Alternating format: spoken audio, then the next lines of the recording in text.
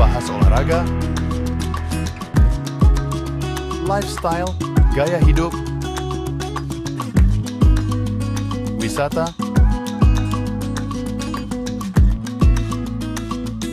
budaya,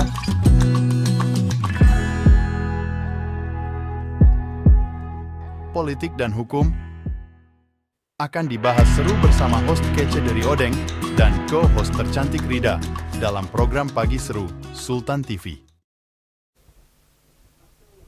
Terima kasih pemirsa, masih bersama kami tentunya di Pagi Seru. Ulas berita, no kaku-kaku.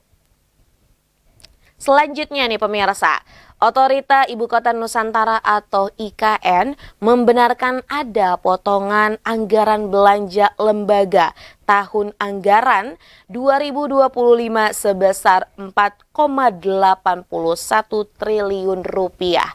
Dari total pagu sebesar 6,39 triliun. Nah ini kalau kita lihat persentase pemotongan ini mencapai 50% lebih. Pelaksana tugas PLT Deputi Bidang Sarana dan Prasarana Otorita Ibu Kota Nusantara atau IKN, Dani Sumardilaga mengonfirmasi bahwa pemotongan anggaran belanja tahunan 2025 itu memang benar adanya. Dan saat ini ya dari pelaksana tugas ya memang yang tadi disampaikan oleh Denis tersebut ini sedang mengevaluasi proyek mana saja yang bakal dikurangi atau bahkan ditunda. Sebelumnya memang pemirsa Menteri Keuangan Sri Mulyani Indrawati mengeluarkan surat nih ya tentang daftar barang yang harus dipangkas anggarannya. Langkah ini diambil untuk meningkatkan efisiensi anggaran pemerintah dan mengalihkan belanja pada sektor yang lebih produktif. Ini sesuai dengan instruksi Presiden Republik Indonesia nomor 1 tahun 2025 tentang efisiensi belanja dalam pelaksanaan anggaran pendapatan dan belanja negara. Ini kan memang sudah diatur ya gitu. Jadi memang akhirnya setelah diusut lah gitu ya dari segala pembelanjaan negara, memang ini dipilih mana nih ya yang bisa dipotong untuk meningkatkan efisiensi dan melanjutkan program yang rasanya ini memang cukup atau ibaratnya membutuhkan lebih banyak perhatian. Dan sebenarnya surat tersebut pemirsa ini sudah dikirimkan kepada seluruh menteri, Kapolri, Jaksa Agung, kepala lembaga pemerintahan non-kementerian, serta pimpinan kesekretariatan lembaga negara. Nah ini akhirnya pemirsa gitu kan akhirnya banyak sekali nih ya respon dari netizen itu sendiri. Yang memang kan kalau kita lihat gitu ya kalau untuk alokasi anggaran IKN kan tahap kedua periode tahun 2025-2029 yang disahkannya itu memang hanya sebesar 48,8 triliun rupiah saja. Nah ini akhirnya kan juga menjadi pertanyaan bagaimana nih ya ekonomi di daerah Kalimantan Timur itu sendiri. Nah ini juga disampaikan bahwa ya memang kan kalau IKN itu merupakan salah satu proyek ya yang cukup besar gitu kan. Bahkan ini juga menjadi salah satu sektor terbesar ya konstruksi di Kalimantan Timur. Tentunya ya dengan adanya pemotongan anggaran tersebut kondisi akan memengaruhi daya ungkit sektor konstruksi terhadap pertumbuhan ekonomi Kalimantan Timur. Namun, demikian kalau misalnya kita lihat diharapkan realisasi investasi sektor swasta bisa tumbuh lebih sehingga menjadi penopang agar penurunan konstruksi tidak terlalu dalam seperti itu. Nah, memang ini selain itu anggaran juga dimanfaatkan untuk membuka akses menuju IKN di kawasan wilayah perencanaan. Nah ini jadinya gitu ya pemirsa ini juga direspon salah satunya oleh mantan menteri ya Ibu Susi Pujiastuti yang juga menyampaikan bahwa setuju sekali dengan kebijakan dari Presiden Prabowo Subianto yang memangkas gitu ya dana dari proyek pembangunan IKN. Namun ini kalau kita lihat ya memang pembangunan IKN ini di tengah-tengah gitu. kalau nggak dilanjutin sayang banget, udah beberapa triliun keluar gitu kan ya. Kalau dilanjutin pun memang membutuhkan dana yang cukup besar sekali. Ini ibaratnya mungkin gambling gitu ya pemirsa. Ada juga respon netizen yang kenapa sih gitu kalau semisal nggak punya uang harus melanjutkan pembangunan. Namun ada juga respon netizen yang memang ya sebenarnya setuju sekali dengan adanya pembangunan IKN. Namun lagi dan lagi sebenarnya yang harus diperhatikan oleh pemerintahan Republik Indonesia ketika membuat ataupun ketika merealisasikan sebuah program adalah baiknya benar-benar diperhatikan secara matang, dipertimbangkan apakah gitu kan ya dengan dana, kemudian juga dengan berkaitan dengan apa ya ibaratnya dengan aspek-aspek lainnya, ini juga perlu dipertimbangkan.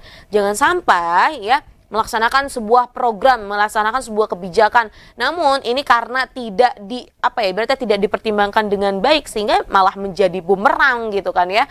Malah akhirnya bikin kita semua nih kesusahan.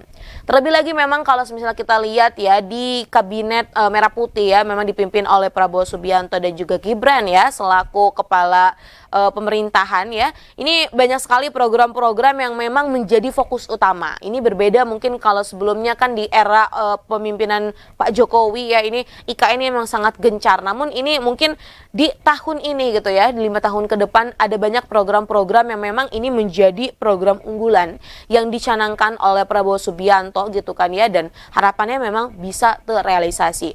Ya namanya kalau mau dilaksanakan tentu butuh biaya. Dan pastinya gitu kan ya dengan beragam dengan banyak sekali program-program yang ada di Indonesia, ada banyak hal yang perlu dipertimbangkan, salah satunya berkaitan dengan dana. Maka dari itu mungkin salah satu alasannya akhirnya ya ini pemotongan pemangkasan dana pembangunan IKN ini dilakukan. Nah, baik pemirsa, kalau tadi kita berbicara mengenai pemerintahan Indonesia, ini selanjutnya kita akan berbicara mengenai salah satu Perdana Menteri yang cukup menjadi bulan-bulanan masyarakat di seluruh dunia. Yo, siapa? Pasti tahu kan pemirsa? Perdana Menteri Israel ya, Benyamin Netanyahu ini terbang ke Washington pada hari Minggu kemarin untuk bertemu dengan Presiden Amerika Serikat Donald Trump. Nah, Netanyahu ini tidak peduli bahwa dirinya diburu Pengadilan Kriminal Internasional atau ICC yang beranggotakan 125 negara atas kejahatan perang Zionis di jalur Gaza, Palestina. Bahkan dalam pernyataan sebelum keberangkatannya ya di Bandara Ben Gurion, Netanyahu ini menyebutkan bahwa pertemuannya dengan Trump merupakan sebuah kesaksian atas kekuatan aliansi Israel-Amerika. Wah, ini mau ngomongin apa nih ya? Ya tadi kalau dilihat ya memang mau mengobrolkan perihal gencatan senjata yang terjadi di antara Israel dan juga Palestina. Nah ini menariknya gitu kan ya, padahal ini sedang diburu gitu oleh 125 negara yang tergabung dalam ICC. Tapi ini kok seperti tidak takut gitu kayak merasa bahwa Amerika selaku negara yang sangat adidaya seperti itu ya pemirsa dapat melindungi Benyamin Netanyahu dari negara-negara lain. Wah ini akhirnya kan juga membuat geram gitu ya.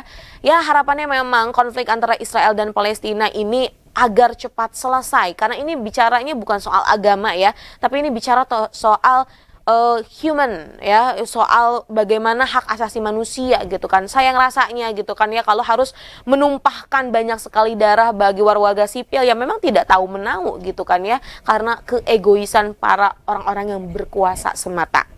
Nah, menariknya juga pemirsa, ini Donald Trump ini kan memang baru-baru dilantik gitu kemarin, dan Benyamin Netanyahu ini merupakan salah satu kepala negara yang pertama kali diundang ke Gedung Putih di Amerika Serikat. Padahal ya sebelumnya ini kan Donald Trump dan Benyamin Netanyahu ini sempat ada slack lah kayak gitu, karena pada periode kepresiden sebelumnya yang memang ini Joe Biden, ini Netanyahu ini mengucapkan selamat gitu. Akhirnya kan sempat ada ketegangan, namun akhirnya saat ini sudah damai seperti itu.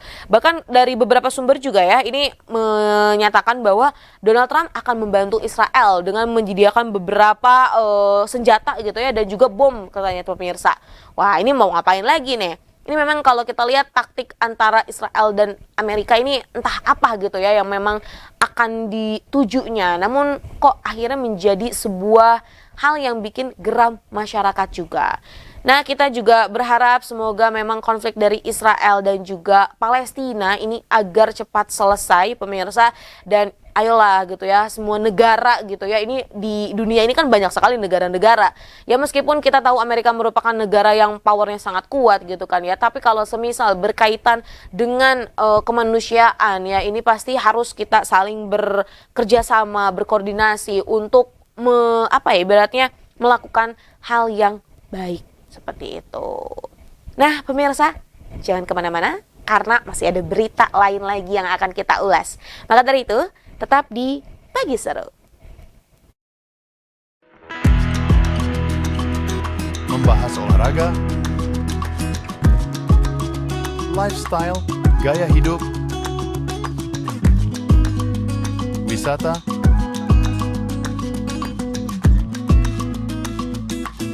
budaya,